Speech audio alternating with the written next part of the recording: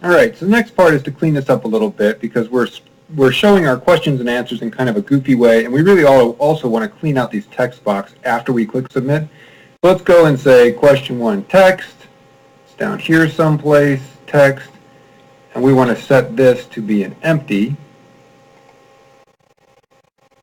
And then we'll duplicate it so we can have one for the answer text also set to duplicate or to empty. And what that'll do is it'll clean out the fields after we set them up or after we enter something. But the problem is it's really not going to go and display our questions and answers properly. So let's make a procedure, and we're going to call this display QAs.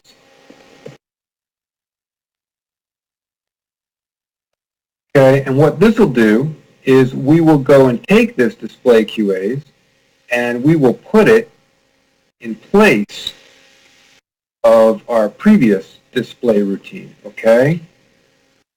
And what we're going to do to display this stuff is pretty simple. What we'll do, first of all, is we are going to we'll clear out this label. We'll just make this blank, first of all, okay? That way it'll be a blank slate. We won't have to worry about it. And we're also going to need another variable. So let's make a variable, and we're going to call it answer index. So we're going to set this one to 1 because lists always start at 1 in App Inventor. And then we're going to also set this value to 1 just be sure that every time we initialize it, so if it gets called more than once, we always want it to start out at 1, okay? And when the app first starts, we'll set it at 1, so we're in good shape here. Then what we want to do is use this for each control loop. We'll go in here and we'll say for each in list, and we're going to work through questions. So what we're going to do is we're going to work through the question list. So let's get one of these. And for each item in the question list, that item will be something that's called a question. So we'll just name it question. You could have left it as item, but this way we know, because we're working through a list, and it'll grab one, and then another, and then another, and there'll always be questions.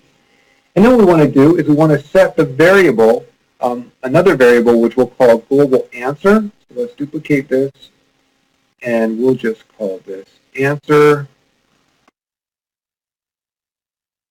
And the answer, we're going to make a blank text initially. And what we'll do is we will set it in here to the same index as the answer index, okay? So then what we're going to do is say select list item. And we're going to go from the answer list. And we are going to get the answer index. That will go and take, we've got a question, and now we'll have an answer in hand. And then what we want to do is increment the answer index, so as we loop through it, it'll go up 1 by each time.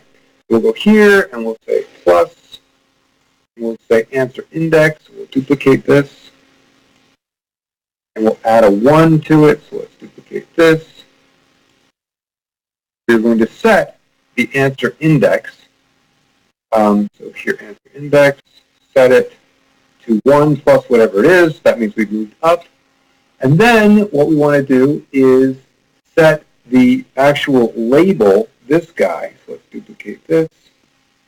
We're going to set it with a join now. So let's go in here. And we're going to say first, we want to set whatever's in there. So actually, let's just add one. We want to use the value that's already in here. So if we go question, answer, label, let's get all the text that's already in there.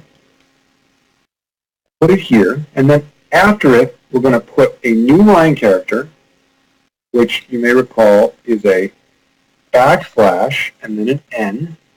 And then after that, we're going to put the value of answer and question. So let's put one more in here.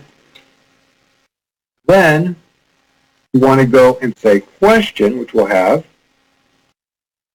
colon, and then we'll put the value of answer. So now we can get rid of these. Now our display list routine will work for us just the way we want, and we'll test it out in the next screencast.